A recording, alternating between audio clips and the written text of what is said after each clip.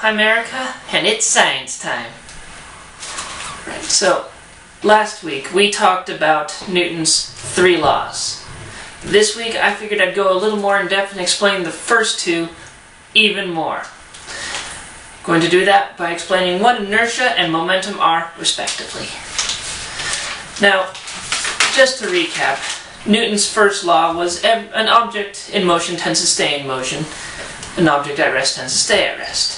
And the second law is the law of force. Speed and mass equals force. Now what that means is inertia is defined as being the V and theta, or the innate force of matter, is a power of resisting by which every body, as much as in it lies, endeavors to preserve its present state, whether it be of rest or of moving uniformly in a straight line. What does that mean? It means that an object at rest really does tend to not go anywhere. Or if it is moving, it continues to keep doing so as much as it can. That is inertia. It's quite simply how hard it is for something to start moving when it's not, or something to finish moving, or to stop moving when it is. And inertia actually comes from the Latin word iners, which is lazy or idle in English.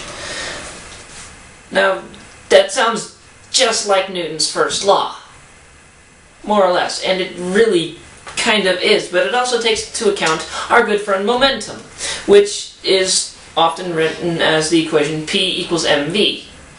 Now,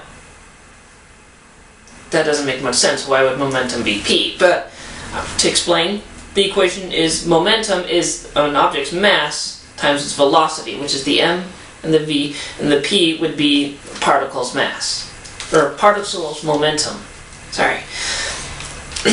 So basically, an object's momentum is how big it is, how fast it's moving.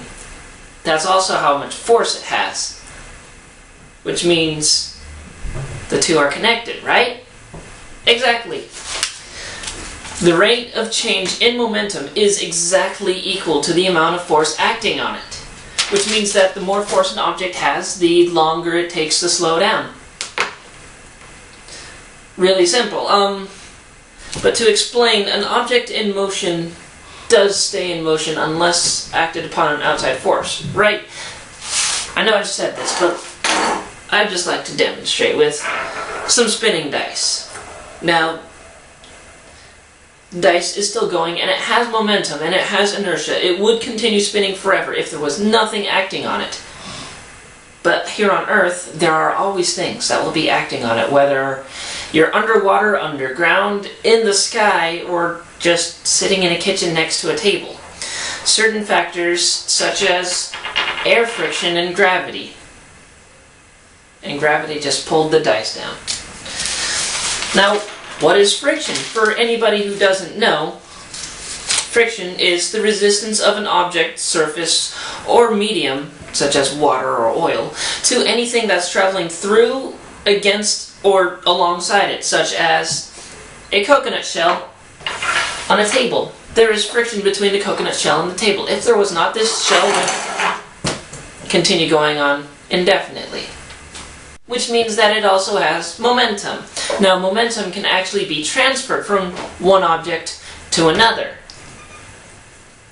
Let's take 2 coconut shells and slide one into another. Momentum was transferred from force, which means that coconut moved, hit non-moving coconut began to move. Simple as pie. We hope you've liked it, and this was Science Time with Erica.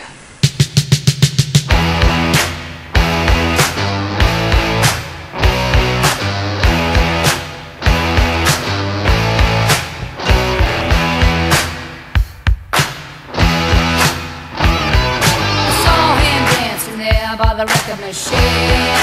I knew he must have been about 17. Strong, playing my favorite song, and I could tell it would be belong.